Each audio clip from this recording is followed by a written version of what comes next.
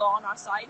Our mission is peaceful, completely in line with international law. We are sailing peacefully in international waters. We are not carrying weapons. We are carrying food, baby formula, medical supplies, and water. And we are sailing to break Israel's illegal and inhumane seas. Of course, yesterday when our communication was jammed, it was difficult between all the boats to maintain communication. But we make it work, and as I said, we are prepared for these kinds of scenarios. And during the night, we were on high alert level, ready to prepare to face whatever challenges we were thrown. Yeah, we are well aware of the risks, but again, this is nothing compared to what Palestinians are facing. And the most important thing here is that Israel is trying to scare people and silence people who are standing up for Palestine, and not the least desperately trying to further dehumanize Palestinians to keep going with their genocide. What has now the UN Commission has confirmed to be a genocide, confirming what Palestinian human rights organizations have been saying for a very long time, that it is a genocide. Yeah. But we know that denial of genocide is part of the genocide itself. I mean, if you look at it from a scholarly point of view, you see that the denial of genocide is a stage of the genocide itself.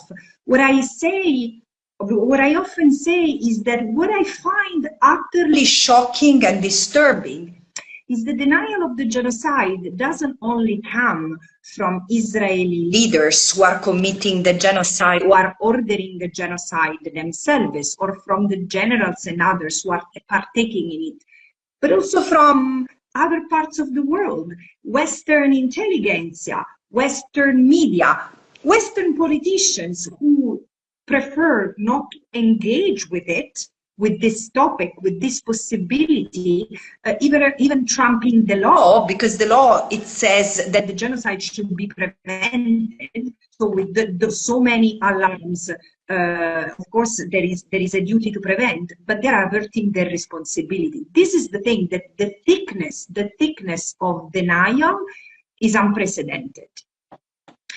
But I also think, and this is where I wanted to hear from you before going back to the damage, because I really think that this should be an opportunity to also explain what is happening in practice to you, whether you have been affected in a way that you cannot proceed. I say that this is not, we should see what it is. We should see this is not, as we often say, the first genocide in plain sight, because the Holocaust also happened in plain sight.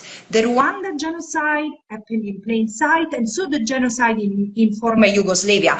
But this is the first genocide that has been televised and has prompted a global mobilization.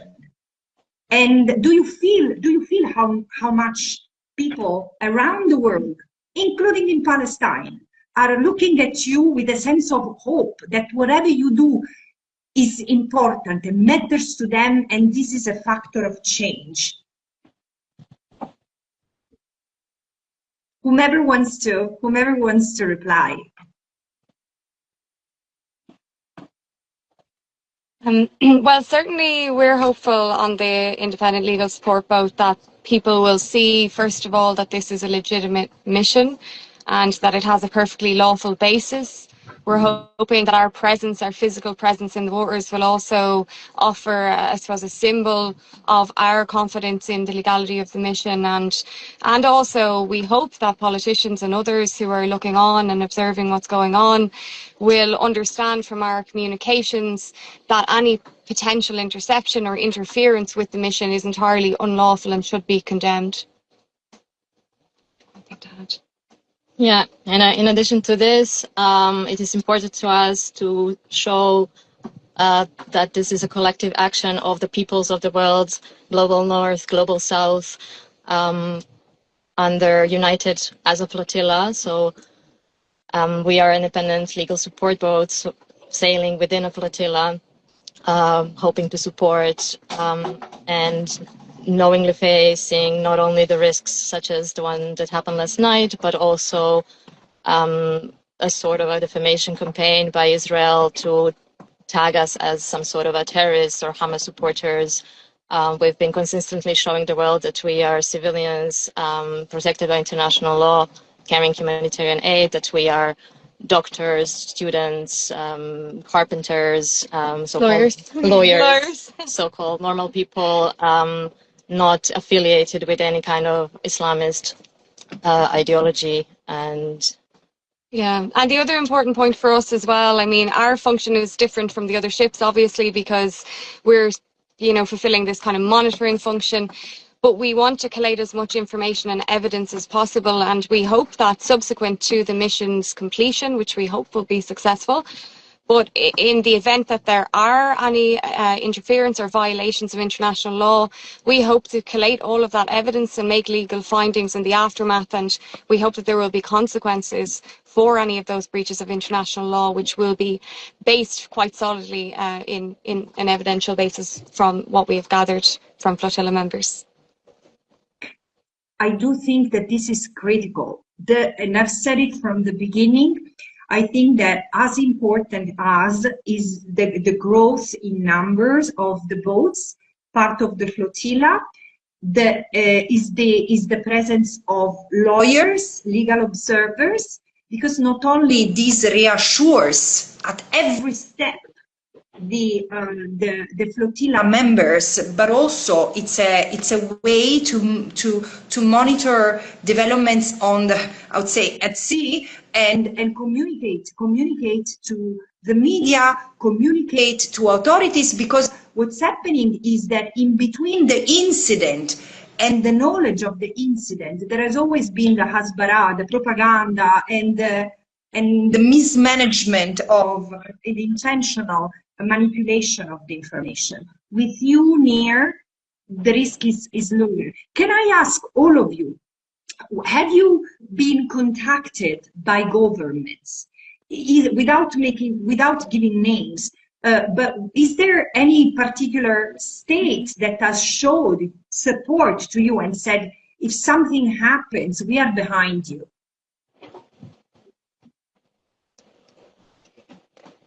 Yeah, I can say personally, I've been contacted by the state authorities, but only as regards protecting me personally and being given support by the Israeli embassy in Israel.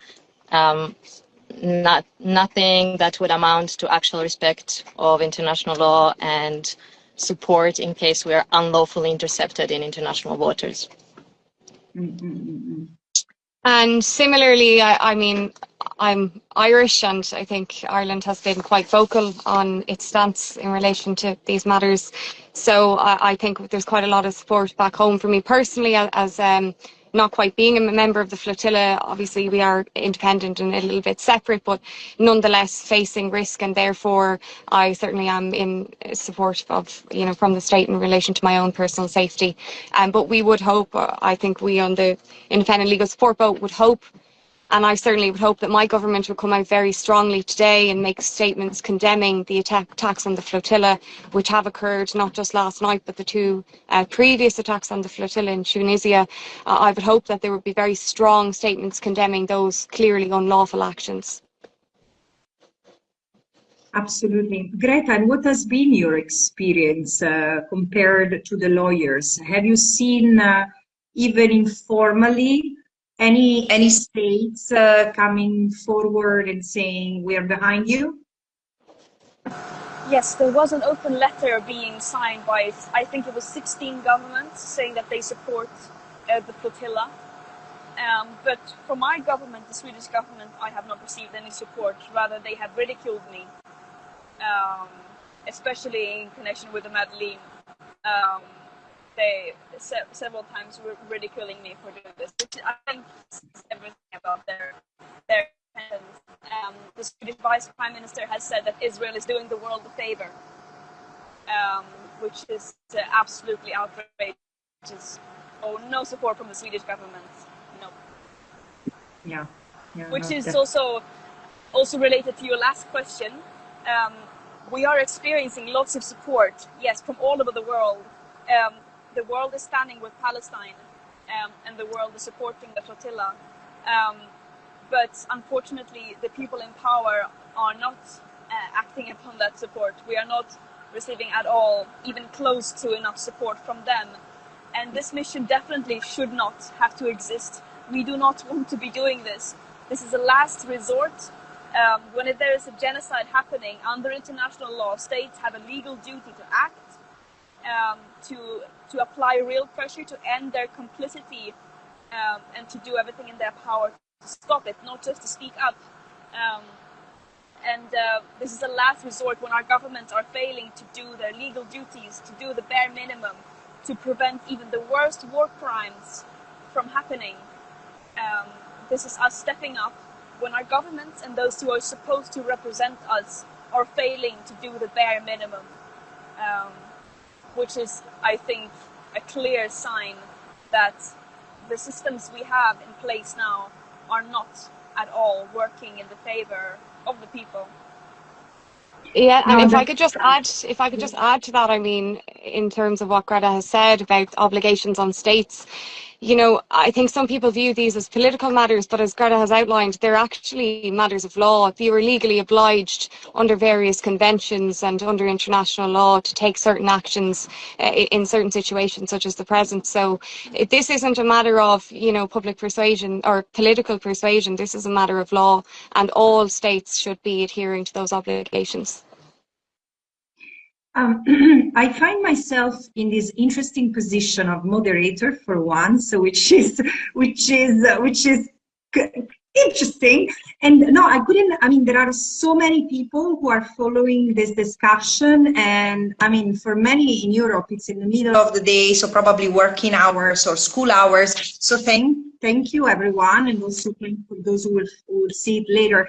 And I would like this to be an opportunity for you to also send out messages, because what I've seen myself is that people feel often powerless, and my own way of communicating with people is that I know how you feel because I felt like this for such a long time. But then we need to activate instead the power in each of us, and everyone can contribute in the ways that are also that make sense to the profession or the time in life. So what would you tell to the people, because there are several questions that are coming up in this respect? What would you like people to do, people who are in land, people who are in their own countries? How can they help you? I mean, help you in a way, sustain your mission, and eventually help Palestine. Yeah, I'd like to reply to that. Personally, I'm here actually in the capacity of a captain of a boat, independent legal support boat. And I'm fully aware that not everybody obviously has this position qualifications. A lot of people do feel helpless, feeling that there is nothing big enough that they could do. And I'd like to give an example of a recent mobilization in Italy where massive mobilization happened, blockading the streets, people coming together, stopping all kinds of activities and roads.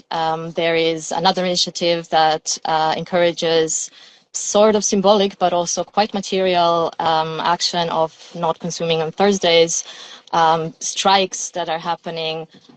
Beautiful example, a couple of months ago, there was already dock workers striking. Everybody who's a worker has incredible power as a worker. And it's, while of course Flotilla has a certain visibility, for me it is really important to be aware that wherever we are, we as people have the power. From my perspective, I mean, I'm a barrister and I work in courtrooms and in offices, and I never envisaged that this is something I would ever do. It is certainly very out of character, I would say, for me, but I suppose it came to the point where I felt as a lawyer that the rule of law was under threat globally, and I felt very powerless, and that I wanted to do something concrete to try and assist people to, I suppose, restore what I would call normal world order, or certainly the way that we all envisage society to be. So I would hope that people, other lawyers, would take this as perhaps inspiration to stand up and speak out. I note that certainly there are bodies who represent lawyers in Ireland, including my own representative body, who have not taken any stand or made any statements in relation to what's happening. And I think that the power of one's voice should never be undermined. I think that not only can people speak up and speak out, but people can take legal action. There have been strategic legal actions taken trying to enforce international law insofar as it pertains to the domestic setting.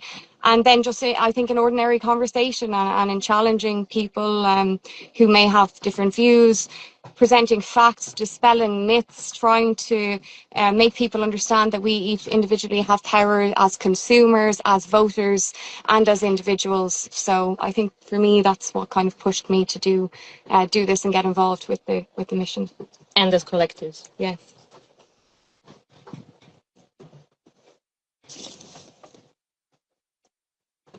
Greta, would you like to do this? Yes. Thank you for coming with so many concrete examples for people to do. I think a lot of people want to do something but are feeling very powerless and don't feel like we have any tools because it's such an enormous crisis and it's difficult to know where to start. So thank you for laying that out. Another concrete thing is that on our website of the Global Summit Flotilla, there is a function where you can email your foreign officers and elected officials, which is another thing in connection to the flotilla. But I want to point out that even though this flotilla is a humanitarian mission, this should be in no way be seen as us coming to the rescue of the Palestinians. Palestinians do not need anyone to come and save them. Palestinians are calling for us who can act to speak up, to do everything in our power to apply pressure on our governments, our institutions and our companies who are enabling and fueling this genocide to take place and to end our complicity. And that is what we are doing. We are listening and acting upon the calls of Palestinians to take action. The idea of having a flotilla with dozens of boats coming to Gaza was initiated by Palestinians. So listen to what Palestinians are calling for you to do. Step out of your comfort zone. Realize that you are not risking anything by speaking up compared to what Palestinians are facing every day, just trying to make ends meet, just trying to survive, especially those who are risking their lives every day trying to report on the situation. So there are so many things that you can do locally, whether it is occupying the Israeli embassy, whether it is putting pressure on companies, whether it is doing events to raise awareness and create opinion about the situation. So most importantly, get organized and go together with others who share the same motives as you, and think creatively of how you can use your platform or your position, because everyone has a responsibility to act. The more privileged, the bigger of a platform, the more power you have, the more of a responsibility you have. Yeah. So I like just to add to that as well. Hello. Just to add to that as well, as both a participant and an organizer on this boat, we're also really conscious in terms of the safety of everybody on the flotilla, even though it pales in comparison to the horrific violence being visited upon communities, people, hospitals, healthcare workers, families, etc. in Gaza, that today is probably quite a decisive day politically. Last night, as far as we can assess, was most probably a series of scare tactics, a form in a way of psychological warfare to try and dissuade people from continuing. And therefore, for anybody who is watching this live, we'd really encourage you today to engage with your political representatives to try and escalate pressure on governments to condemn what happened last night. Because if that was, in a way, an opening salvo, there is most definitely concern that it will intensify and escalate. And it is really something that in all of the flotillas that have taken place since 2008, that we've reiterated that for the small number of people that can be on board boats, that this is a collective movement, you know, of hundreds of thousands, of millions of people on land who also have capacity and capability to participate long distance in this attempt to open a people's humanitarian corridor to Gaza. So for those of you tuning in, please, there's lots of different ways in which you can mobilize to support this mission at sea, as well as validating all of, you know, the really heartfelt, courageous organizing that is going on, from the dock workers in Genoa to Mothers Against Genocide, to healthcare workers for Palestine, for people of all walks of life who are trying to translate the grief, the outrage, you know, in many ways the moral injury of witnessing this genocide, and also of love into practical action. So no action is too small, too humble. It's all part of a collective sea of solidarity. And you're all part of this from wherever you're tuning in. Thank you. Absolutely, absolutely. If I can add on to this from my own experience, Palestine is a revealer of the state of the world and how people pay with their own life as a people when they stand against the system. This project of Greater Israel is a project that is already unfolding in the region, and the Palestinians stand in the middle with their demands for freedom and self-determination, and they continue to resist because they don't want to be uprooted. But isn't it a metaphor for what happens to all of us, to the struggle of all of us to survive against the precariousness of work, against the fact that the rights that many of us in the West thought were certainties, like access to justice or freedom of expression or access to a decent pay or access to health, everything is evaporating, let alone what's happening to the planet. So I think that we need to understand that in this struggle, there is also our struggle, beyond the fact that, yes, it's an act of humanity. I was so touched to see the protests in my home country, because they've been different from any other protest before. Normally there are big gatherings. For example, during the Iraq war, my people were on the street every week and month. There were people in the street, but it was in Rome, in Milan, in the big cities. While now this is something that I've seen popping up. There were sit-ins and blockages of railways and highways. And you know what? The most moving things is that the cars that were stopped were coming out and waving and hugging the protesters. The demonstrators, this is the thing. This is a moment of unity in humanity. And of course, protest for yourself, protest for the Palestinians, so that they see you, and again they see that they have not been abandoned, and governments will follow, because governments eventually cave into pressure. They seem not to react, but even this, the recognition of the state of Palestine, it happened not because all of a sudden in enlightenment of Western leaders. It happened because of the pressure, and this was the minimum bearable that could be done to start changing the status quo. But what I would also say is, do something guided by ethical principles. As a consumer, now you need to check that there is no made in Israel and no companies that you purchase, whose goods and services you purchase from banks, pharmaceutical products that are connected to Israel's unlawful occupation. The companies have to suffer a price that they've never been able to, they've never been held to account. So they need to respond to the people's tribunal before courts. But of course, courts should be activated. And I really call on lawyers to give full meaning to the human rights mission that should be at the center of our profession. But of course, if you are a teacher, if you are a journalist, if you are a diplomat, if you are a civil servant, try to be more civil than servant, and just stand up for this, because this is the genocide of our time.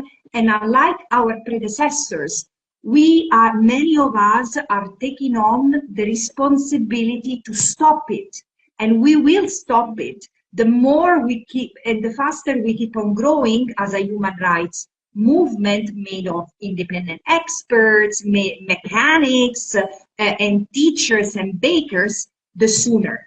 And it will never be too soon. So, and it's not just for the Palestinians, it's also for ourselves. I would just add something to this statement, that it is also our struggle. I think it is very true, not only in a metaphorical way, but also very concrete material way in terms of surveillance technologies, in terms of equipment and training and tactics of containment and repression used by police forces, not only within any borders of any state, but we see increasing militarization in Europe, and citizens all over, people all over the world are not exempt from this trend. Yeah, definitely. The fact that in Europe, journalists and demonstrators are arrested, often on the count of terrorism, speaks to the fragility of the liberal part of our democracies. Where is the freedom of expression? Where is the freedom of association? So everything is put on a test. Probably that the apartheid is a global apartheid? Is there a racial domination that is transnational and across borders? So this is something that is the challenge of our time, and we need to live up to expectations.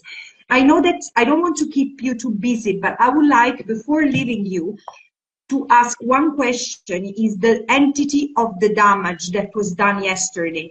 I understood that there was one of the masts of the boats that had the mast seriously damaged. Is the boat able to continue? Is there the need to call for a prompt intervention from any European country with mechanics on boat that can come and rescue? What is the situation right now? Probably your best answers. Yeah, the damage on the boats is still being assessed, so sadly cannot give a definite answer, but there is definite commitment to continue with the mission. No injuries happened, and boats are very, as I said, very determined to continue sailing. Excellent. Excellent. And is there anything else that before leaving, before returning to boats or desk, you feel like sharing? Perhaps also just that we join you from a vessel which is actually named after Shireen Abu Akleh, the brave and beautiful assassinated Palestinian journalist, with the blessing of her family. And so many vessels, so many boats and ships on this mission bear the names, either of erased and ethnically cleansed Palestinian villages, of Palestinian healthcare workers and journalists, and people from all walks of life. Both those who have been killed and those who are still alive, speaking truth to power and bearing witness. And I think this would loop around to something that Greta referred to earlier, in the sense, that it is not, sort of false humility when people on this flotilla really try and emphasize that this is not the story, that this is a bridge to the story. And as much as possible, even though as human beings, sometimes we project these archetypes of heroism and humanity on human beings, who are messy, who are full of consistencies and contradictions. But to remember really that this is a vehicle for spotlighting a live stream genocide in Gaza, but also over 78 years of oppression. And if we look to anybody, for hope or courage, it should be to the lighthouse of humanity that is emanating from Gaza, and that is really calling, for courage and love across the world. So all eyes on Gaza. And thank you so much, Francesca, for your time as well. I know that I speak for everybody on board this boat, but also so many of the others. Your witness has meant so much to so many people across the world. Of course, thank you. But I share the feeling. I mean, I really feel embarrassed, and when people say, "Oh, you are a hero," I'm not a hero. I'm just a decent person. I'm just a decent person who's trying to do what any decent person should do, with a sense of responsibility. Compared to the people of Gaza, we carry a privilege. We can jump on a boat, we can decide not to jump on a boat, or to speak out or not to speak out, to challenge power or not. But the thing is that the people in Palestine, the Palestinians, and often wherever they are, they don't have such choice. And like many other people, the same, and this is not the world they want to live in. And this is why, for me, this is a battle worth really living for. So the one for human rights and justice. I think that Greta has dropped. I don't know if she will be able to reconnect, but other than that, I think that you have closed beautifully with a reminder that no one in this video is the story. We're just the conduit, in particular, as we are among human rights practitioners, lawyers, we say the law is on the side of the flotilla, the law is on the side of Palestine and the Palestinians, and it shall prevail. Peace, peace and safety to you all. May good wind bring you forward. Thank you so much, Francesca. Thank you.